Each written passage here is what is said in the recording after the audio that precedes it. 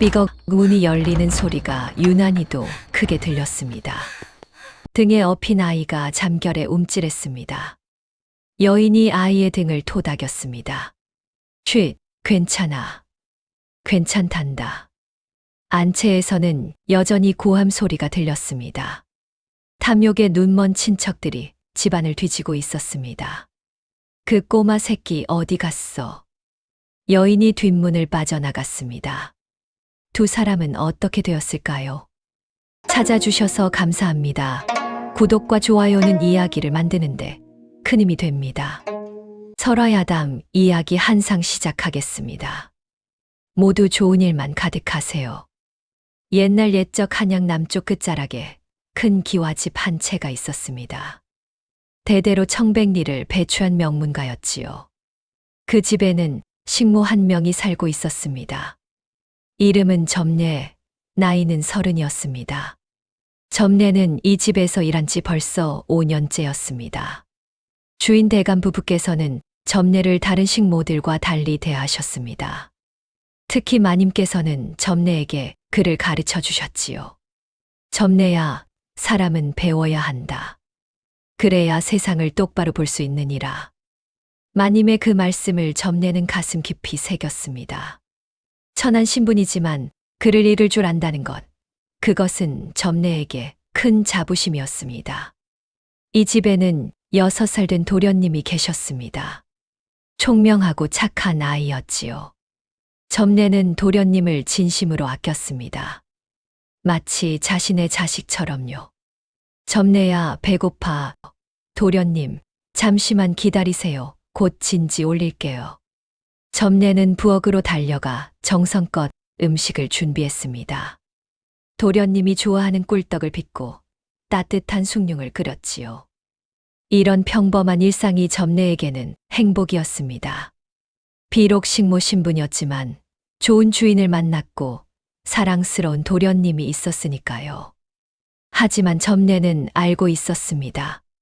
이 평화가 언제까지 계속될지 아무도 모른다는 것을요. 세상 일이란 한순간에 바뀔 수 있다는 것을요. 그날 저녁도 평소와 다름없었습니다. 점례는 사랑채에서 설거지를 하고 있었습니다. 달빛이 은은하게 마당을 비추고 있었지요. 그런데 점례에게는 마음 한구석에 늘 자리한 욕망이 있었습니다. 배움에 대한 갈증이었지요. 점례는 천한 신분으로 태어났습니다. 어린 시절 부모님을 여의고 이 집 저 집을 떠돌며 살았지요. 배가 고파 남의 집 부엌대기를 뒤지던 적도 있었습니다. 그러다 이 집에 들어오게 되었고 마님을 만났습니다. 마님께서는 점례의 총명함을 알아보셨지요. 점례야, 너는 머리가 좋구나. 글을 배워보지 않겠느냐? 그날 이후 점례의 인생이 바뀌었습니다. 밤마다 마님께 글을 배웠습니다. 천자문을 익히고 간단한 서찰을 읽을 수 있게 되었지요. 점례는 생각했습니다. 만약 자신이 양반가 딸로 태어났다면 어땠을까? 학문을 마음껏 익히고 시를 짓고 그림을 그릴 수 있었을까? 하지만 점례는 현실을 알았습니다. 자신은 식모일 뿐이었습니다. 아무리 글을 안다 해도 신분은 바뀌지 않았지요. 그래서 점례는 다른 것에 마음을 두었습니다. 바로 도련님이었습니다. 도련님이 훌륭하게 자라는 것을 보는 것, 그것이 점례의 작은 기쁨이었지요. 점례야, 오늘 도련님이 천자문을 다 외웠다. 참으로 기특하지 않으냐? 마님, 도련님께서 총명하시옵니다. 점례는 진심으로 기뻤습니다. 도련님의 성장이 자신의 일처럼 뿌듯했습니다. 하지만 점례가 모르는 것이 하나 있었습니다. 이 집의 먹구름이 들이우고 있다는 사실요. 며칠 전부터 대감께서 근심 어린 표정을 지으셨습니다. 안채에서 마님과 나누는 이야기 소리가 심상치 않았지요. 대감님, 그 친척에게 보증을 서시면 어찌하시렵니까? 같은 핏줄인데 어찌 외면하겠소? 분명 잘 갚을 것이요. 점례는 우연히 그 대화를 듣고 가슴이 철렁했습니다. 보증이라는 것이 얼마나 위험한지 점례도 알고 있었습니다. 과연 점례의 불안은 현실이 되었습니다. 대감께서 보증을 선 친척이 빚을 갚지 않고 도망을 쳤던 것입니다. 거액의 빚이 고스란히 대감께 떨어졌습니다. 집안은 순식간에 풍비박산이 날 지경이었지요. 그러던 어느 날 마님께서 점례를 조용히 부르셨습니다. 점례야, 이리 오너라. 점례가 다가가자 마님께서는 작은 비단 주머니를 꺼내셨습니다. 주머니 안에는 금가락지 하나가 들어 있었지요. 점례야, 이것을 잘 간직하거라. 마님, 이것이 무엇이옵니까? 마님의 얼굴에는 슬픔이 가득했습니다. 만약 우리에게 무슨 일이 생기면 이것으로 도련님을 부탁한다. 마님, 무슨 말씀을 하시옵니까? 점례야, 너만 믿는다. 도련님을 부디 부탁하느니라. 점례는 마님의 손이 차갑게 떨리는 것을 느꼈습니다. 무언가 불길한 예감이 들었지요. 마님, 무슨 일이 있으시옵니까? 마님께서는 대답 대신 깊은 한숨만 내쉬셨습니다. 점례는 그날 밤 잠을 이루지 못했습니다. 마님의 슬픈 눈빛이 자꾸만 떠올랐습니다. 그리고 품속의 금가락지가 묵직하게 느껴졌지요. 며칠 후였습니다. 대감의 친척들이 몰려왔습니다. 그들의 얼굴에는 탐욕이 가득했지요. 형님, 빚을 갚으시오.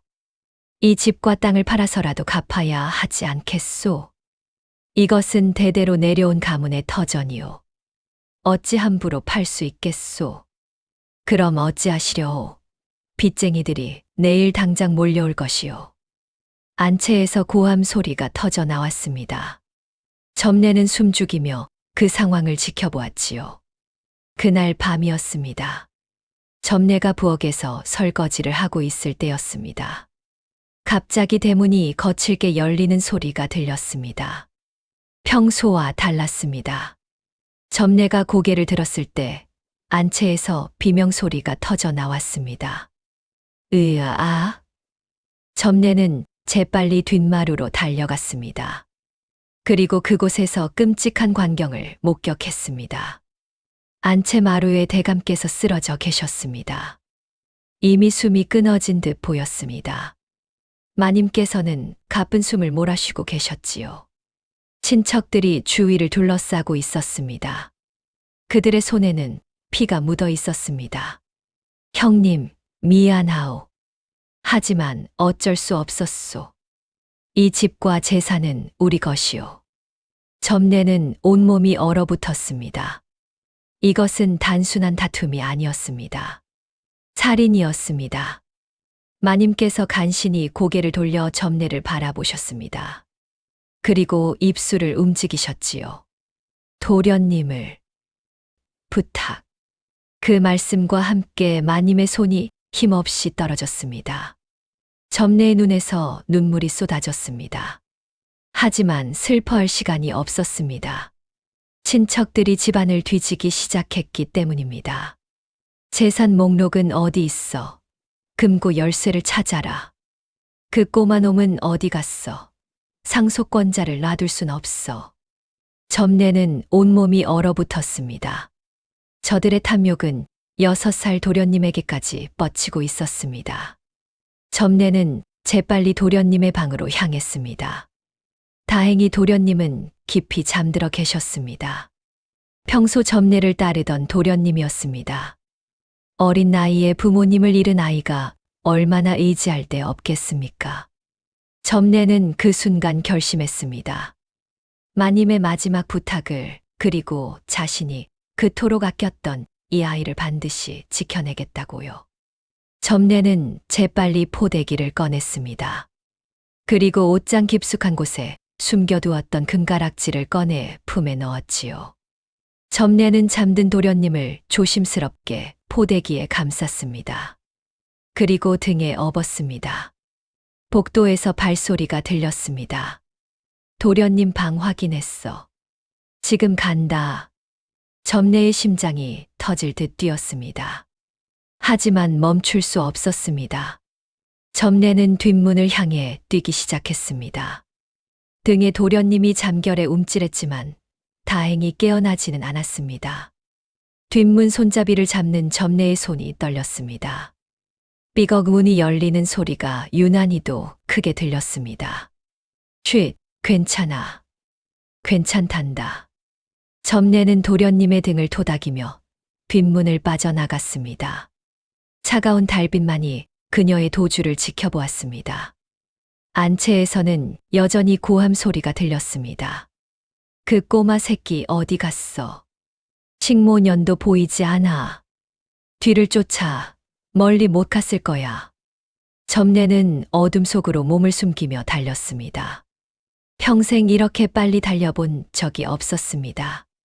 등에 도련님이 잠꼬대처럼 중얼거렸습니다. 어머니. 점례의 눈에서 눈물이 흘렀습니다. 도련님은 어머니를 잃은 지 겨우 한 시즌도 채 되지 않았습니다.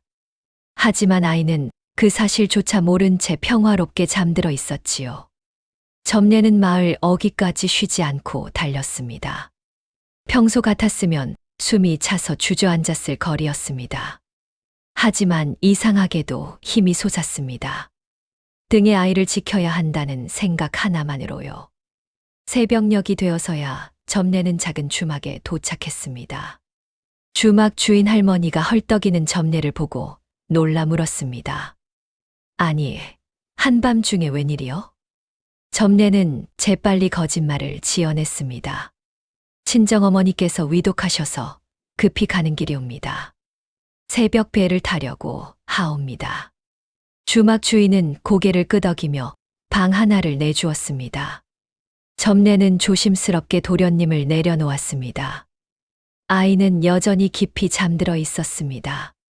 점례는 떨리는 손으로 품속의 금가락지를 꺼냈습니다. 희미한 촛불 아래서도 그것은 은은하게 빛났습니다. 이것이 도련님과 자신의 앞날을 책임질 유일한 미천이었습니다. 점례는 마음속으로 맹세했습니다. 마님, 제가 꼭 지켜내겠나이다. 목숨을 걸고 도련님을 지키겠나이다. 다음 날 이른 아침, 점례는 도련님을 깨웠습니다. 아이가 눈을 뜨자마자 찾은 것은 어머니였습니다. 어머니는, 아버님은? 점례는 가슴이 찢어지는 것 같았습니다. 하지만 그녀는 침착하게 말했습니다. 도련님, 지금부터 점례가 하는 말을 잘 들으셔야 하옵니다. 왜 그러느냐, 점례야? 우리 잠시 먼 곳으로 여행을 떠날 것이옵니다. 재미있는 곳으로 가옵니다. 점례는 아이에게 진실을 말할 수 없었습니다. 6살 아이가 감당하기엔 너무나 잔인한 진실이었습니다. 배를 타고 먼 섬으로 향하는 동안 점례는 계속 생각했습니다. 어디로 가야 할까? 어떻게 살아야 할까? 그리고 무엇보다 도련님을 어떻게 지켜낼까? 섬에 도착한 점례가 가장 먼저 한 일이 있었습니다. 작은 관아를 찾아가 도련님의 이름을 바꾸고 자신의 아들로 입적시키는 것이었습니다. 아이 이름이 무엇이냐? 관아 아전이 물었습니다. 점례는 잠시 망설였습니다. 그리고 대답했습니다. 준서이옵니다. 김준서라 하옵니다. 도련님의 본래 성씨를 버리고 점례에 자신의 성을 물려준 것입니다. 이제 도련님은 김준서였습니다. 점례의 아들 김준서. 서류를 작성하며 점례는 생각했습니다. 도련님이라는 호칭도 이제 가슴 속에 묻어야 했습니다. 앞으로는 우리 아들 준서야라고 불러야 했습니다. 그래야 아이가 안전했습니다. 섬마을은 작고 조용했습니다. 사람들은 서로를 잘 알았지만 또한 타향 사람에게는 무관심했습니다. 점례에게는 그것이 오히려 다행이었습니다. 점례는 작은 초가집 한 칸을 얻었습니다. 창호지도 제대로 붙어 있지 않은 비가 오면 물이 새는 곳이었습니다. 하지만 점례는 만족했습니다. 이곳에서라면 준서를 안전하게 키울 수 있을 것 같았습니다.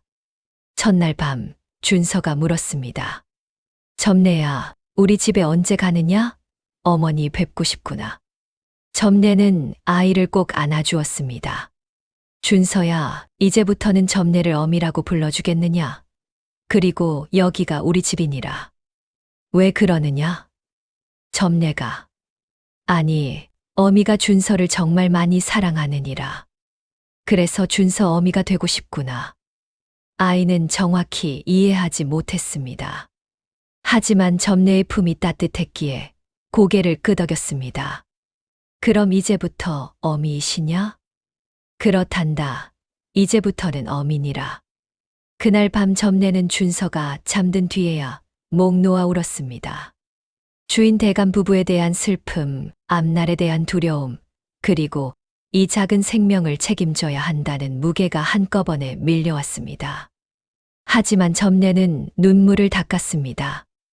울고 있을 시간이 없었습니다. 내일부터는 일자리를 찾아야 했습니다. 준서를 먹여 살려야 했습니다. 그렇게 점례와 준서의 새로운 삶이 시작되었습니다. 다음 날부터 점례의 진짜 싸움이 시작되었습니다. 섬마을 포구는 새벽 달기 올 때부터 북적였습니다. 점례는 준서를 재우고 혼자 포구로 나갔습니다. 물건을 나르는 일, 생선 손질하는 일, 무엇이든 했습니다. 안악내, 힘들어 보이는데 괜찮겠소? 생선 가게 주인 영감이 물었습니다. 괜찮사옵니다. 무엇이든 하겠나이다. 점례의 목소리는 단호했습니다. 점례는 포구에서 생선 대가리를 치고 비늘을 벗기고 내장을 손질했습니다. 물 비린내가 옷에 배고 손은 칼에 베이고 소금물에 따가웠습니다. 하지만 점례는 입술을 깨물고 견뎠습니다. 일을 마치고 집에 돌아오면 손가락 마디가 퉁퉁 부어 있었습니다.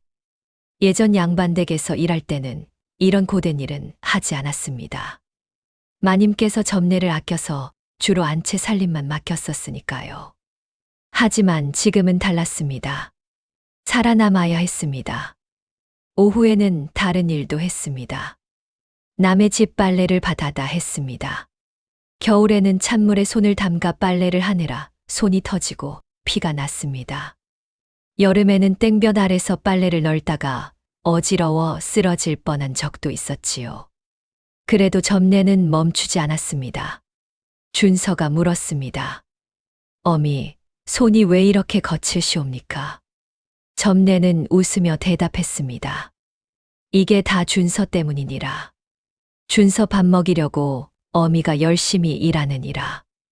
어미 힘드시옵니까? 아니란다. 준서 얼굴 보면 힘이 나느니라. 거짓말이었습니다.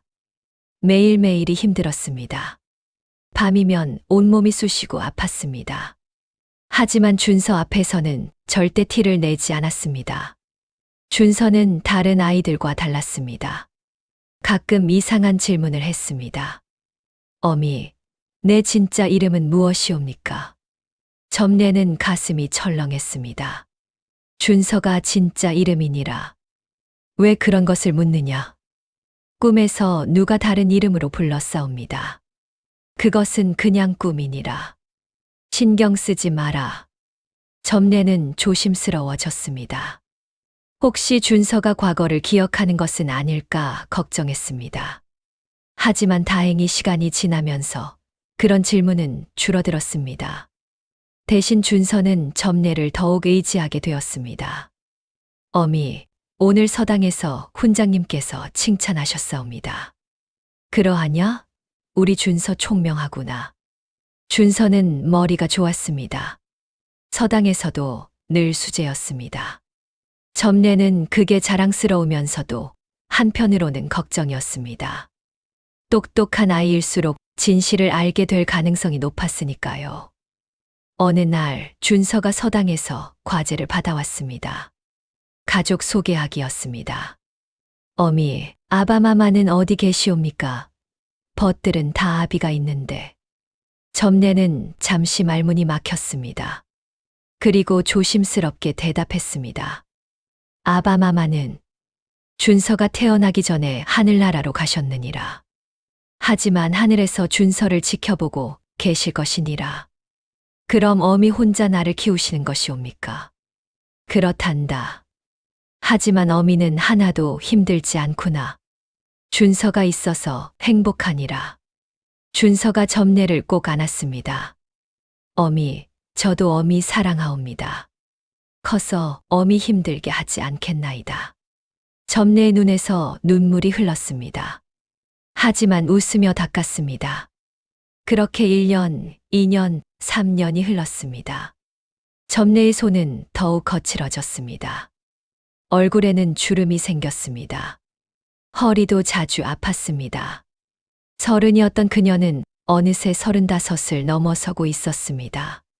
하지만 준서는 무럭무럭 자랐습니다. 건강하고 총명한 아이로 성장했습니다.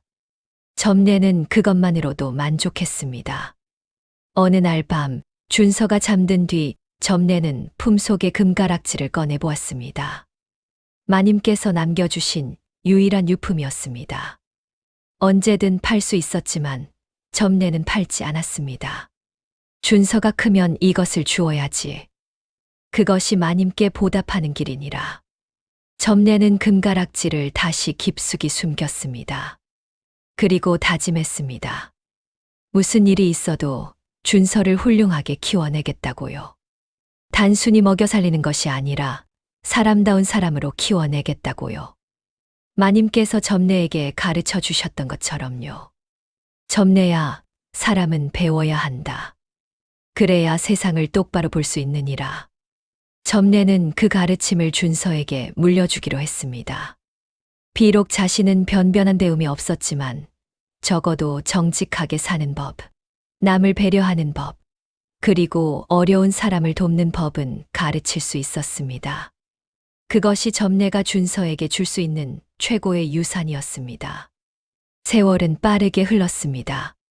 준서는 어느덧 15살이 되었습니다. 키도 훌쩍 크고 얼굴도 제법 어른스러워졌습니다.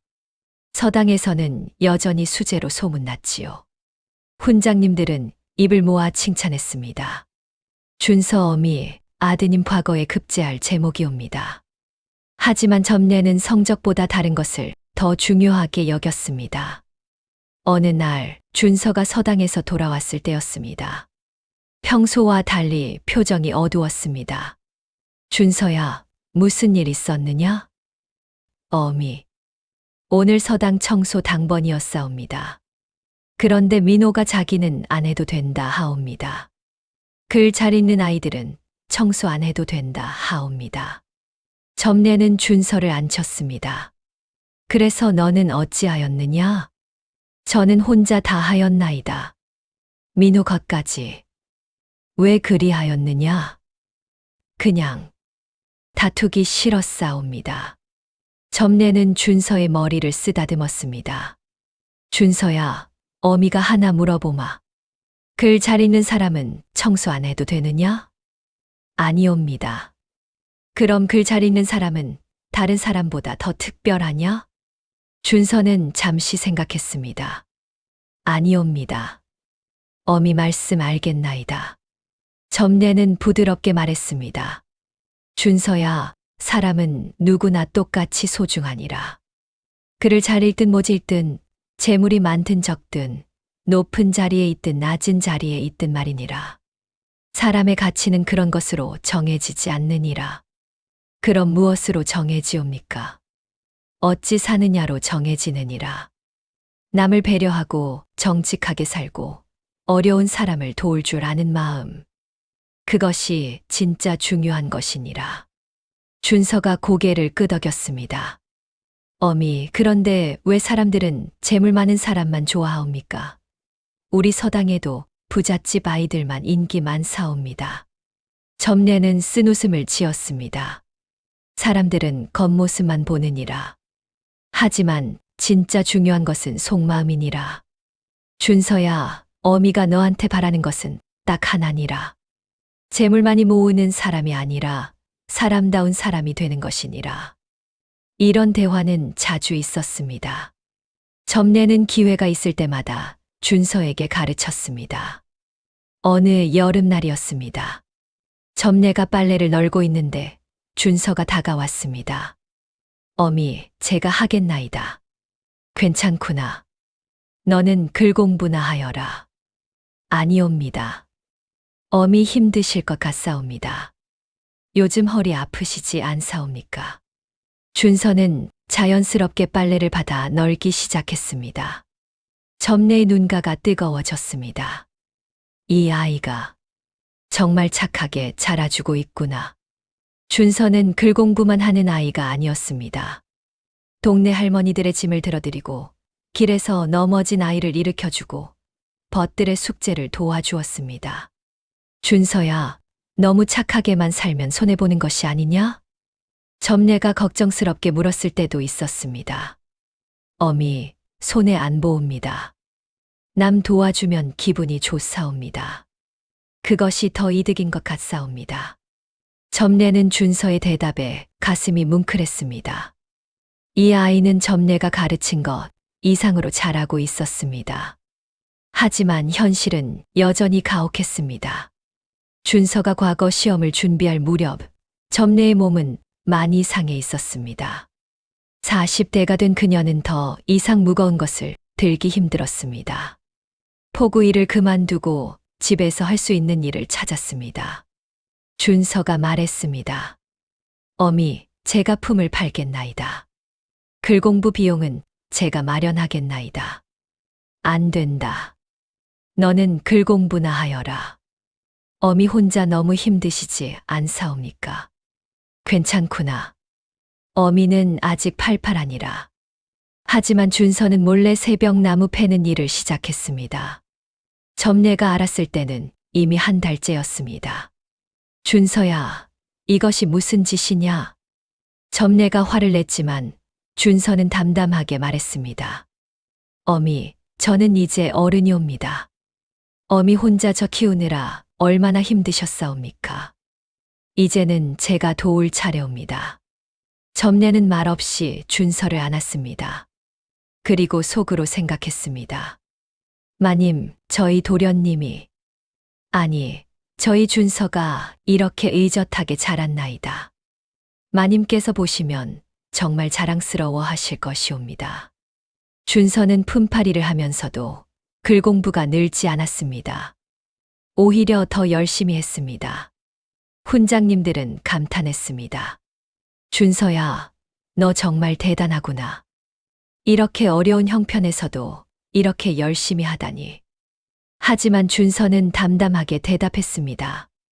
훈장님, 저 어렵지 않사옵니다. 저한테는 최고의 어미가 계시옵니다. 그 말을 전해 들은 점례는 하루 종일 울었습니다. 행복해서 울었습니다. 세월은 계속 흘러 준서는 20살이 되었습니다. 과거 시험을 앞둔 시기였습니다. 준서의 실력이라면 소관은 물론이고 대과까지도 기대해 볼 만했습니다. 준서가 말했습니다. 어미, 저는 장원 급제하겠나이다. 그래서 벼슬을 얻어 어미를 편하게 모시겠나이다. 준서야, 급제만 하여도 어미는 만족하니라. 아니옵니다. 저는 반드시 높은 자리에 올라 약한 백성들을 지켜주고 싶사옵니다. 어미처럼요. 점례는 가슴이 먹먹해졌습니다. 준서는 점례를 닮아가고 있었습니다. 아니, 점례보다 더 훌륭한 사람이 되어가고 있었습니다. 준서는 과거 시험을 위해 한양으로 올라갔습니다. 점례와 처음으로 떨어져 지내는 시간이었지요. 처음 몇 달은 점례도 준서도 힘들었습니다. 편지로 서로의 안부를 묻는 것으로 그리움을 달랬습니다. 어미, 소자 무탈하옵니다. 어미께서도 편안하시옵니까? 준서야, 어미도 무탈하니라. 너는 몸조리 잘하여라. 짧은 편지였지만 서로에게는 큰 위안이었습니다. 준서는 한양에서도 두각을 나타냈습니다. 성균관 유생들 사이에서도 수재로 소문났지요. 하지만 준서가 진짜 빛을 발한 곳은 따로 있었습니다. 바로 억울한 백성들을 돕는 일이었습니다. 날이 제가 일한 것인데 주인이 품삯을 주지 않사옵니다. 할머니, 걱정하지 마시옵소서. 제가 도와드리겠나이다. 준서는 밤을 새워가며 소지를 써주고 관아에 동행해 주었습니다. 대가는 한 푼도 받지 않았습니다. 성균관 선배가 물었습니다. 준서야, 너는 왜 이렇게 열심히 하느냐? 나중에 급제하면 높은 벼슬 하면 되지 않느냐? 준서가 대답했습니다. 저는 재물보다 중요한 것을 배웠사옵니다. 사람을 지키는 것이 선비의 진짜 도리라 하옵니다. 누가 그리 가르쳤느냐? 우리 어미옵니다. 준서는 늘 점례의 가르침을 가슴에 새기고 살았습니다. 드디어 과거 시험날이 다가왔습니다. 준서는 거의 잠을 자지 않았습니다. 밤마다 사서 삼경을 외우고 시부를 지었습니다. 점례는 걱정이 되어 한양으로 올라갔습니다. 준서가 묵는 하숙집은 좁고 추웠습니다. 책만 가득했지요. 준서야, 너무 무리하지 마라. 어미, 괜찮사옵니다. 소자 꼭 급제하겠나이다. 왜 그리 꼭 급제하고 싶으냐? 준서가 점례를 똑바로 바라보며 말했습니다. 어미 때문이옵니다. 어미께서 소자한테 해주신 것들을 갚고 싶사옵니다. 그리고 어미처럼 약한 백성들을 지키는 사람이 되고 싶사옵니다. 점례의 눈에서 눈물이 흘렀습니다. 준서야, 어미는 내가 행복하면 그것으로 충분하니라. 어미, 소자 행복하옵니다. 이렇게 글 공부할 수 있는 것도, 꿈을 꿀 수 있는 것도 다 어미 덕분이옵니다. 그해 가을, 과거 방이 나붙었습니다. 준서의 이름이 소과 합격자 명단에 있었습니다. 그것도 장원이었습니다. 준서는 급히 섬으로 편지를 보냈습니다. 어미, 소자 장원 급제하였나이다. 어미, 사랑하옵니다. 점례는 섬마을 작은 초가집에서 목 놓아 울었습니다. 준서야, 축하한다. 정말 잘하였구나. 어미가 정말 자랑스럽구나. 그날 밤, 점례는 오랜만에 금가락지를 꺼내 보았습니다. 마님, 저희 도련님이 정말 훌륭하게 자랐나이다. 곧 벼슬아치가 되옵니다. 마님께서 꿈꾸셨던 그런 사람이 되었나이다. 준서는 대과도 준비했습니다. 그리고 마침내 대과에도 급제했습니다. 조정에서 벼슬을 받았습니다. 비록 낮은 자리였지만 준서에게는 큰 영광이었지요. 첫 녹봉을 받은 날, 준서는 섬으로 내려갔습니다. 어미, 이것을 받으시옵소서. 준서가 두툼한 보자기를 내밀었습니다. 이것이 무엇이냐? 소자의 첫 녹봉이옵니다. 어미께 드리고 싶사옵니다. 점례는 손사래를 쳤습니다. 안 된다. 너 쓸 곳이 많지 않느냐? 어미, 소자 이제 벼슬아치옵니다. 녹봉 받을 수 있사옵니다. 그리고 어미께서 이제 그 힘든 일 그만하셨으면 좋겠나이다. 준서의 눈에는 진심이 담겨 있었습니다. 점례는 결국 눈물을 흘리며 받아들였습니다. 그리고 생각했습니다. 이제 제 할 일은 거의 다 한 것 같나이다. 준서를 무사히 키워냈나이다. 하지만 점례는 아직 준서에게 하지 못한 말이 하나 있었습니다. 준서의 진짜 과거에 대한 이야기였습니다. 언젠가는 말해야 할 것 같았습니다. 하지만 어떻게 말해야 할지, 언제 말해야 할지 알 수 없었습니다. 그리고 점례는 조금 두려웠습니다. 혹시 진실을 알면 준서가 자신을 떠날까봐, 친어미가 아니라는 사실에 실망할까봐. 하지만 점례의 걱정과 달리 준서에게는 이미 하나의 의심이 자라나고 있었습니다. 준서가 점례에게 품은 의심은 아주 오래전부터였습니다. 어렸을 때부터 준서는 이상한 꿈을 꾸곤 했습니다. 큰 기와집, 넓은 마당, 그리고 자신을 도련님이라고 부르는 여인의 목소리. 점례의 목소리와 비슷하면서도 조금 달랐습니다. 처음에는 그냥 꿈이라고 생각했습니다. 하지만 장성하면서 그 의심은 점점 커졌습니다. 결정적인 순간은 벼슬아치가 되고 얼마 지나지 않았을 때였습니다. 준서는 조정에서 옛 문서를 정리하는 일을 맡게 되었습니다. 오래된 가문의 기록을 살피던 중이었지요. 문득 한 기록이 눈에 들어왔습니다. 26년 전 한 명문가의 몰락 사건이었습니다. 주인 대감 부부가 비극적으로 세상을 떠났고 6살 아들이 실종되었다는 기록이었지요. 그 아들의 나이와 실종 시기가 정확히 준서 자신과 일치했습니다. 준서는 손이 떨렸습니다. 그렇다면 자신은? 더 조사한 결과 그 집에 점례라는 이름의 식모가 있었다는 기록도 찾았습니다. 모든 것이 맞아떨어졌습니다. 준서는 며칠 밤을 잠 못 이루며 고민했습니다. 어찌해야 할까? 점례에게 물어봐야 할까?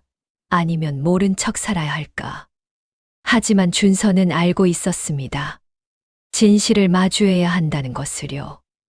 어느 주말 준서는 섬으로 내려갔습니다. 평소와 다름없이 점례를 만났습니다. 어미, 오늘 날씨 좋사옵니다. 산책하시지 않겠사옵니까? 그래, 좋구나. 두 사람은 바닷가를 걸었습니다. 파도 소리만이 고요히 들렸습니다. 한참을 걷다가 준서가 입을 열었습니다. 어미, 소자가 질문 하나 해도 되옵니까? 그러하니라 무엇이든 물어보아라. 어미는 언제부터 소자를 사랑하셨사옵니까? 점례가 걸음을 멈췄습니다. 뭔가 이상한 질문이었습니다. 갑자기 왜 그런 것을 묻느냐? 준서가 점례를 바라보았습니다. 눈빛이 평소와 달랐습니다. 어미, 소자는 알고 있사옵니다. 소자가 어미의 친자식이 아니라는 것을요. 점례의 얼굴이 하얗게 질렸습니다. 준서야, 괜찮사옵니다, 어미. 소자는 화내려고 이러는 것이 아니옵니다. 준서가 점례의 손을 잡았습니다. 어미, 소자는 오히려 궁금하옵니다. 어미는 왜 소자를 구해주셨사옵니까? 왜 26년 동안 소자를 키워주셨사옵니까? 점례의 눈에서 눈물이 흘러내렸습니다. 준서야, 어미가 말하마. 다 말해주마. 점례는 떨리는 목소리로 이야기를 시작했습니다. 26년 전 그날 밤의 이야기를요. 주인 대감 부부의 죽음, 친척들의 배신, 그리고 어린 도련님을 지키기 위해 야반도주했던 이야기. 마님께서 마지막으로 부탁하셨느니라. 도련님을 부탁한다고. 그래서 어미는 너를 데리고 도망쳤느니라. 내가 다치지 않게, 내가 안전하게 자랄 수 있게. 왜 그리하셨사옵니까? 그냥 식모였사옵니다. 위험을 무릅쓸 필요 없지 않았사옵니까? 점례가 준서를 똑바로 바라보았습니다. 처음에는 마님의 부탁 때문이었느니라. 하지만 시간이 지나면서, 너를 키우면서, 너는 진짜 어미의 아들이 되었느니라. 피는 안 섞였을지 몰라도 마음은 진짜 어미와 아들이니라. 준서의 눈에서도 눈물이 흘렀습니다. 어미, 고맙사옵니다. 소자를 살려주셔서, 소자를 키워주셔서, 그리고 사람답게 사는 법을 가르쳐 주셔서. 준서야, 어미가 미안하구나. 진작 말했어야 했는데. 준서가 점례를 꼭 안았습니다. 아니옵니다, 어미. 어미는 잘못한 것이 하나도 없사옵니다. 오히려 소자는 행운아옵니다. 세상에서 가장 훌륭한 어미를 만났사옵니다. 두 사람은 한참 동안 바닷가에서 울었습니다. 슬픔의 눈물이 아니라 해방의 눈물이었습니다. 점례는 더 이상 비밀을 숨기지 않아도 되었고, 준서는 자신의 정체성에 대한 의문을 풀었습니다. 어미, 소자의 친부모님은 어떤 분들이셨사옵니까? 점례는 준서에게 모든 것을 말해 주었습니다. 명문가였던 집안 이야기, 착하고 선했던 주인 대감 부부 이야기, 그리고 마님이 점례에게 남겨준 금가락지 이야기까지. 그 금가락지 지금도 있사옵니까? 그러느니라. 너 주려고 계속 간직했느니라. 준서는 가슴이 뜨거워졌습니다. 어미, 소자 한 가지 약속하겠나이다. 무엇이냐? 소자의 친부모님의 명예를 회복하겠나이다. 그리고 어미께서 해주신 것들을 세상에 갚겠나이다. 어미처럼 어려운 백성들을 돕는 사람이 되겠나이다. 점례가 준서의 손을 꼭 잡았습니다. 준서야, 너는 이미 충분히 훌륭하니라. 어미는 그것만으로도 행복하니라. 하지만 준서에게는 이미 계획이 있었습니다. 점례가 자신에게 해준 것, 그 은혜를 반드시 갚겠다는 계획이었지요. 그날 이후 준서는 바빠졌습니다. 조정일을 하면서도 틈틈이 무언가를 준비했습니다. 점례는 준서가 무슨 일을 하는지 정확히 알지 못했습니다. 다만 아들이 열심히 일하는 모습에 흐뭇해했을 뿐입니다. 석 달이 지난 어느 날 준서가 점례에게 편지를 보냈습니다. 어미, 이번 주말에 한양으로 올라오실 수 있사옵니까? 어미께 드릴 것이 있사옵니다. 점례는 준서의 글에서 뭔가 특별한 감정을 느꼈습니다. 설렘 같은 것이었지요. 주말, 점례는 한양으로 올라갔습니다. 준서는 점례를 한양에서 가장 좋은 객주로 안내했습니다. 준서야, 이런 비싼 곳까지. 어미, 오늘은 특별한 날이옵니다. 자리에 앉자 준서는 품에서 낡은 비단 주머니를 꺼냈습니다. 점례는 그것을 보는 순간 눈이 커졌습니다. 이것은 어미께서 26년 동안 간직하셨던 것이옵니다. 소자의 친어머니께서 남겨주신 금가락지옵니다. 준서가 주머니를 열었습니다. 금가락지가 은은하게 빛났습니다. 어미, 소자는 사실 아주 오래전부터 알고 있었사옵니다. 소자가 어미의 친자식이 아니라는 것을요. 점례의 눈에서 눈물이 고였습니다. 하지만 단 한 번도 어미의 아들이 아니라고 생각한 적 없사옵니다. 어미께서 소자를 등에 업고 그 밤을 달려주셨고 26년 동안 소자의 인생을 통째로 지켜주셨사옵니다. 주변 상객들이 눈치챘는지 조용히 지켜보았습니다. 어미, 감사하옵니다. 소자를 살려주셔서 사람답게 키워주셔서 그리고 세상에서 가장 큰 사랑을 보여주셔서. 준서가 서류 보따리를 하나 더 꺼냈습니다. 어미, 이것이 무엇이냐? 소자가 지난 석 달 동안 준비한 것이옵니다. 첫 번째는 소자의 친부모님의 명예 회복이옵니다. 준서는 설명했습니다. 친척들의 부당한 처사를 조정에 고하여 바로잡았고 친부모님이 억울하게 빚을 떠안고 돌아가신 것이 아니라 배신당한 것임을 공식적으로 인정받았다고요. 그리고 친부모님 묘도 찾았사옵니다. 제대로 모시지 못한 것이 늘 마음에 걸렸사옵니다. 이제 단정하게 정리하였나이다. 점례가 놀란 표정으로 물었습니다. 준서야, 그런 어려운 일을 어찌. 어미, 소자는 벼슬아치옵니다. 이 정도는 할 수 있사옵니다. 준서가 두 번째 서류를 꺼냈습니다. 그리고 이것은 어미를 위한 것이옵니다. 나를 위한 것? 그렇사옵니다. 소자가 녹봉을 모아 한양의 작은 집 하나를 마련하였나이다. 점례는 순간 무슨 말인지 이해하지 못했습니다. 준서가 차분히 설명했습니다. 어미께서 그 좁은 초가집에서 26년을 사셨사옵니다. 이제 편한 곳에서 사시옵소서. 준서야, 그것은 너무. 어미, 소자가 녹봉으로 하고 싶었던 일 중에 제일 먼저 하고 싶었던 것이 이것이옵니다. 어미를 편하게 해드리는 것이옵니다. 점례는 더 이상 말을 잇지 못하고 그저 울었습니다. 객주 안 사람들도 눈시울을 붉혔습니다. 누군가가 작게 박수를 쳤고 곧 객주 전체가 박수로 가득 찼습니다. 준서가 점례를 꼭 안았습니다. 어미, 사랑하옵니다. 소자의 어미가 되어주셔서 정말 감사하옵니다. 준서야, 어미도 사랑하느니라. 어미 인생 최고의 선물은 너니라. 그날 밤 점례는 새 집으로 가는 가마 안에서 생각했습니다. 26년 전 그날 밤 어린 도련님을 등에 업고 도망쳤을 때는 정말 두려웠습니다. 앞날이 막막했고 잘할 수 있을지 자신도 없었습니다. 하지만 지금 돌아보니 그 선택이 점례의 인생 최고의 결정이었습니다. 준서를 키우면서 점례는 진짜 어미가 되었습니다. 피가 섞이지 않았어도 마음으로 낳은 아들이었습니다. 그리고 준서는 점례가 상상했던 것보다 훨씬 더 훌륭한 사람으로 자랐습니다. 점례는 가마 밖을 바라보며 중얼거렸습니다. 마님 보고 계시옵니까? 저희 도련님이. 아니, 제 아들이 이렇게 멋진 사람이 되었나이다. 저는 행복하옵니다.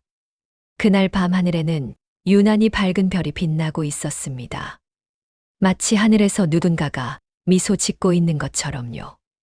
준서의 이야기는 여기서 끝이 아니었습니다. 그에게는 아직 하나의 꿈이 더 남아 있었습니다. 점례처럼 헌신적으로 살아가는 사람들을 세상이 제대로 알아봐 주는 그런 세상을 만드는 것이었습니다. 그로부터 1년이 흘렀습니다. 점례는 이제 한양 근교의 아담한 집에서 편안하게 살고 있었습니다. 더 이상 생선 비린내 나는 옷을 입지 않았고 거친 일을 하지 않아도 되었습니다. 하지만 점례는 여전히 소박했습니다. 준서가 사준 좋은 옷보다 26년 전 도련님을 업었던 그 낡은 포대기를 더 소중히 간직했습니다. 준서는 조정에서 승진을 거듭했습니다. 낮은 벼슬에서 시작했지만 실력과 인품을 인정받아 점점 높은 자리에 올랐지요. 하지만 준서는 높은 자리에 올랐어도 초심을 잃지 않았습니다. 여전히 억울한 백성들을 도왔고 부당한 일에는 목소리를 높였습니다. 어느 날 조정 대신 하나가 준서에게 물었습니다. 준서, 그대는 어찌 그리 백성들을 위해 힘쓰느냐? 그것은 그대에게 아무런 이득도 되지 않는데. 준서가 대답했습니다. 대감, 소인은 어밉게 배웠사옵니다. 사람의 가치는 가진 것이 아니라 베푼 것으로 정해진다고요. 훌륭한 어미를 두었구나. 그렇사옵니다. 세상에서 가장 훌륭한 어미옵니다. 준서는 자신의 녹봉 중 상당 부분을 가난한 백성들을 돕는 데 썼습니다. 부모 없는 아이들에게 글을 가르쳐주고 굶주린 사람들에게 죽을 끓여주었지요. 사람들은 준서를 칭송했습니다. 저 양반은 진짜 선비이십니다. 백성을 위하는 마음이 하늘에 닿으십니다. 준서의 명성이 높아질수록 사람들은 점례에 대해서도 궁금해했습니다. 그 양반의 어미는 어떤 분이시기에 저리 훌륭한 아들을 키우셨을까? 어느 날 임금께서 준서를 불렀습니다. 경의 어미께서는 어떤 분이시냐? 경처럼 훌륭한 신하를 키운 어미라면 분명 특별한 분일 터인데. 준서는 잠시 망설였습니다. 그리고 결심했습니다. 진실을 말하기로요. 성상 소신의 어미는 원래 천한 식모였사옵니다. 조정 대신들이 술렁거렸습니다. 하지만 소신의 친부모님께서 세상을 떠나셨을 때 목숨을 걸고 소신을 구해 주셨사옵니다. 그리고 26년 동안 온갖 고생을 하시며 소신을 키워주셨사옵니다. 임금이 감탄했습니다. 그것은 참으로 의로운 일이로다. 신분을 넘어선 진정한 모정이로다. 성상 소신이 오늘 벼슬아치가 된 것은 모두 어미의 은혜옵니다. 임금이 고개를 끄덕였습니다. 경의 어미를 불러오도록 하라. 짐이 직접 표창하고자 하노라. 며칠 후 점례는 대궐로 불려갔습니다. 평생 처음 보는 임금님 앞에서 점례는 떨렸습니다. 경이 바로 준서의 어미냐? 그렇사옵니다. 성상. 경의 의로움을 짐이 높이 사노라. 어찌 천한 신분으로 양반과 도련님을 26년이나 키워냈느냐? 점례가 대답했습니다. 성상 소인은 특별한 일을 한 것이 아니옵니다. 그저 한 아이를 사랑했을 뿐이옵니다. 그것이 바로 진정한 사랑이로다. 신분을 넘어선 모정이로다. 임금은 점례에게 상을 내렸습니다. 그리고 조정기록에 점례를 의로운 식모로 기록하게 했지요. 소문은 삽시간에 퍼졌습니다. 천한 식모가 양반과 도련님을 26년 동안 키워냈다는 이야기가 한양팔도에 퍼졌습니다. 사람들은 점례의 이야기를 듣고 감동했습니다. 진짜 어미는 피가 아니라 사랑으로 정해지는구나. 저 식모야말로 진정한 어미로다. 하지만 이야기는 여기서 끝이 아니었습니다. 준서가 친부모의 과거를 조사하는 과정에서 놀라운 사실을 알아냈습니다. 친척들이 아직도 살아있었고 여전히 탐욕을 부리고 있었던 것입니다. 어느 날 그 친척들이 준서를 찾아왔습니다. 조카, 우리가 잘못했다. 용서해다오. 하지만 준서는 그들의 본심을 알고 있었습니다. 진심 어린 사과가 아니라 준서의 벼슬과 재산을 노리는 것이었지요. 숙부님들, 무슨 말씀을 하시는 것이옵니까? 우리가 내 부모를 해쳤다. 하지만 이제라도 가문을 함께 일으키고 싶구나. 준서는 냉정하게 대답했습니다. 숙부님들께서 저지른 죄를 소인은 잊지 않았사옵니다. 친척들의 얼굴이 굳어졌습니다. 조카, 내가 이렇게 나온다면 어찌하시겠사옵니까? 친척들이 협박하기 시작했습니다. 내 출생의 비밀을 조정에 알리겠다. 천한 식모 자식이 벼슬아치 행세를 한다고 말이다. 준서는 웃었습니다. 하시옵소서. 소인은 이미 성상께 모든 것을 아뢰었사옵니다. 친척들이 당황했습니다. 뭐라고? 성상께서는 오히려 소인의 어미를 표창하셨사옵니다. 숙부님들의 협박은 아무 소용 없사옵니다. 친척들의 계획이 무너졌습니다. 그들은 다른 방법을 찾기 시작했습니다. 어느 날 밤 점례가 집에 돌아왔을 때 낯선 사내들이 기다리고 있었습니다. 당신이 점례요? 그렇사옵니다. 누구시옵니까? 우리는 준서 도련님의 숙부님들이 보낸 사람이요. 준서를 위해서라면 당신이 사라져야 하오. 점례는 순간 위험을 느꼈습니다. 하지만 도망치지 않았습니다. 무슨 말씀이옵니까? 준서의 출세를 위해서는 당신 같은 천한 어미가 없어야 하오. 조용히 따라오시오. 그때였습니다. 준서가 나타났습니다. 어미께 손대지 마시오. 준서는 이미 친척들의 음모를 알아채고 미리 와 있었던 것입니다. 준서, 내가 어찌 여기에? 숙부님들의 계략을 이미 알고 있었사옵니다. 포졸들을 데리고 왔사옵니다. 포졸들이 나타나 사내들을 붙잡았습니다. 친척들도 곧 잡혀왔습니다. 조정에서 신문이 시작되었습니다. 준서는 26년 전의 진실을 모두 밝혔습니다. 친척들이 어떻게 대감 부부를 해쳤는지, 어떻게 재산을 가로챘는지를요. 그리고 점례가 어떻게 어린 도련님을 구했는지, 얼마나 헌신적으로 키웠는지를 설명했습니다. 증거도 있었습니다. 바로 금가락지였습니다. 그것은 대감 부인의 것이었고 점례가 26년 동안 간직했던 것이었지요. 조정은 친척들에게 유배형을 내렸습니다. 그들이 가로챘던 재산은 모두 준서에게 돌아왔습니다. 하지만 준서는 그 재산을 자신을 위해 쓰지 않았습니다. 성상 소신은 이 재산으로 가난한 백성들을 돕고 싶사옵니다. 임금이 고개를 끄덕였습니다. 경의 뜻이 참으로 훌륭하도다. 허락하노라. 준서는 친부모의 재산으로 빈민을 구제하는 시설을 만들었습니다. 부모 없는 아이들을 거두어 그를 가르치고 곤줄인 백성들에게 죽을 나눠주었지요. 그리고 그 시설의 이름을 점례청이라 지었습니다. 어미의 이름으로 세상을 돕고 싶사옵니다. 점례는 눈물을 흘렸습니다. 준서야, 이것이 무슨... 어미께서 소인에게 보여주신 사랑을 이제 세상에 나누고 싶사옵니다. 점례청은 삽시간에 유명해졌습니다. 많은 백성들이 도움을 받았고 많은 아이들이 새로운 삶을 시작했습니다. 사람들은 점례의 이야기를 전했습니다. 천한 식모였지만 양반 도련님을 목숨 걸고 구했고 26년 동안 헌신적으로 키웠다네. 그 도련님이 훌륭한 벼슬아치가 되어 어미의 은혜를 갚고 있다네. 진정한 가족은 피가 아니라 사랑으로 만들어지는 것이로구나. 준서는 점례를 정식으로 어미로 모셨습니다.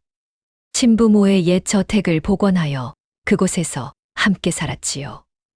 매일 아침 준서는 점례께 문안 인사를 드렸습니다. 어미, 편안히 주무셨사옵니까? 그렇구나. 우리 준서는 오늘도 조정에 나가느냐? 그렇사옵니다. 다녀오겠나이다. 평범한 대화였지만 그 안에는 깊은 사랑이 담겨 있었습니다. 어느 날 저녁 점례와 준서는 마당에 앉아 달을 보았습니다. 준서야, 어미는 정말 행복하구나. 소인도 행복하옵니다, 어미. 26년 전 그날 밤 너를 업고 도망칠 때는 두려웠느니라. 하지만 지금 생각하니 그것이 어미 인생 최고의 결정이었구나. 준서가 점례의 손을 잡았습니다. 어미, 소인이 성상께 아뢰었사옵니다. 어미께 정식 자귀를 내려달라고요. 뭐라고? 그것은 성상께서 허락하셨사옵니다. 이제 어미는 정식으로 정경부인이옵니다. 점례는 놀라 눈을 크게 떴습니다. 준서야, 그것은 너무 과하지 않느냐? 아니옵니다, 어미. 어미께서 마땅히 받으셔야 할 것이옵니다. 26년의 헌신, 무한한 사랑, 그것에 대한 정당한 대가옵니다. 점례의 눈에서 눈물이 흘렀습니다. 어미는 그저 너를 사랑했을 뿐인데 그것이 바로 위대한 것이옵니다. 어미. 조건 없는 사랑, 헌신적인 희생, 그것이야말로 세상에서 가장 고귀한 것이옵니다. 두 사람은 말없이 달을 바라보았습니다. 26년 전 그날 밤도 이렇게 달이 밝았습니다. 하지만 그날의 달빛은 차갑고 두려웠습니다. 지금의 달빛은 따뜻하고 평화로웠습니다. 점례는 마음속으로 중얼거렸습니다. 마님, 감사하옵니다. 저에게 준서를 맡겨주셔서. 덕분에 저는 세상에서 가장 행복한 어미가 되었나이다. 세월이 더 흘렀습니다. 점례는 늙어갔습니다. 머리카락이 하얗게 새고 허리가 굽었습니다. 하지만 얼굴에는 늘 미소가 가득했습니다. 준서는 조정에서 높은 자리에 올랐습니다. 하지만 여전히 매일 아침 점례께 문안 인사를 드렸습니다. 점례청은 계속 확장되었습니다. 한양뿐 아니라 팔도에 지점이 생겼습니다. 수많은 아이들이 도움을 받았지요. 사람들은 이렇게 말했습니다. 점례 어미의 사랑이 온 나라에 퍼지고 있구나. 한 여인의 헌신이 얼마나 많은 사람을 살릴 수 있는지 보여주는구나. 어느 겨울날이었습니다. 점례가 병석에 누웠습니다. 나이가 들어 몸이 약해진 것이었지요. 준서는 조정이를 모두 제쳐두고 점례 곁을 지켰습니다. 어미, 괜찮으시옵니까? 점례가 희미하게 웃었습니다. 괜찮구나. 그저 조금 피곤할 뿐이니라. 어미, 쾌차하셔야 하옵니다. 준서야, 어미는 이미 충분히 행복했느니라. 너를 만나서, 너를 키워서, 너의 성공을 보아서. 어미, 그런 말씀 하지 마시옵소서. 점례가 준서의 손을 잡았습니다. 준서야, 어미가 마지막으로 부탁이 있느니라. 무엇이든 말씀하시옵소서. 어미처럼 살아다오. 약한 사람을 돕고 정직하게 살고 사랑을 나누며 살아다오. 그리하겠나이다, 어미. 그리고 기억하거라. 진정한 가족은 피가 아니라 사랑으로 만들어진다는 것을. 어미와 너처럼 말이니라. 명심하겠나이다, 어미. 점례가 눈을 감았습니다. 얼굴에는 평화로운 미소가 가득했습니다. 준서는 목 놓아 울었습니다. 하지만 슬픔만은 아니었습니다. 점례가 행복한 삶을 살다 갔다는 것을 알았기 때문입니다. 점례의 장례는 성대하게 치러졌습니다. 수많은 백성들이 조문을 왔습니다.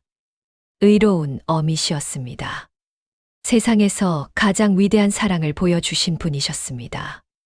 준서는 점례를 친부모 곁에 모셨습니다. 세 분이 함께 계시는 것이 점례도 원하는 바일 것 같았습니다. 묘비에는 이렇게 새겼습니다. 의로운 식모, 위대한 어미, 정경부인 점례지묘. 그리고 그 아래 작은 글씨로 이렇게 적었습니다. 피보다 진한 것은 의리와 사랑이니라. 준서는 점례가 떠난 후에도 점례의 뜻을 이어갔습니다. 점례청을 더욱 확대하고 더 많은 백성들을 도왔습니다. 그리고 언제나 마음속으로 점례께 보고했습니다. 어미, 오늘도 10명의 아이들을 새로 받아들였사옵니다. 어미께서 소인에게 보여주신 사랑을 그들에게도 나눠주겠나이다. 세월이 흘러 준서도 늙어갔습니다.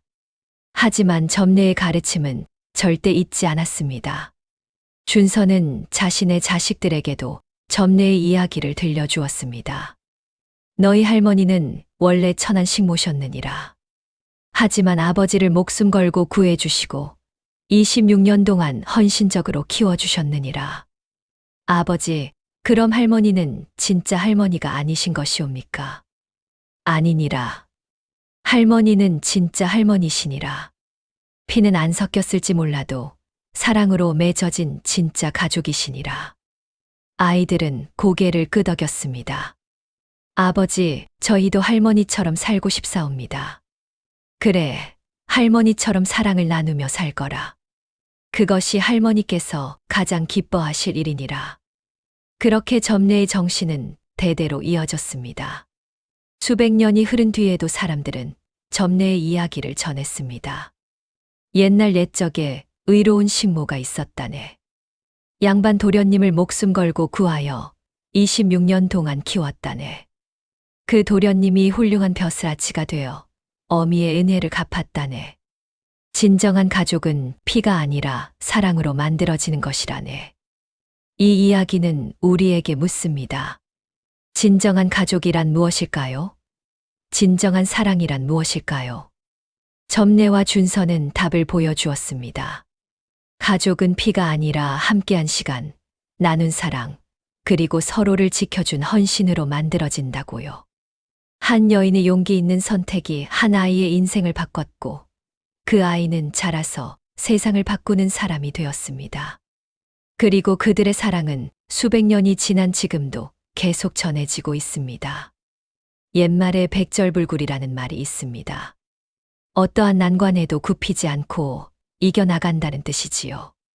점례는 천한 신분이었지만 의로운 마음 하나로 26년을 견뎌냈습니다.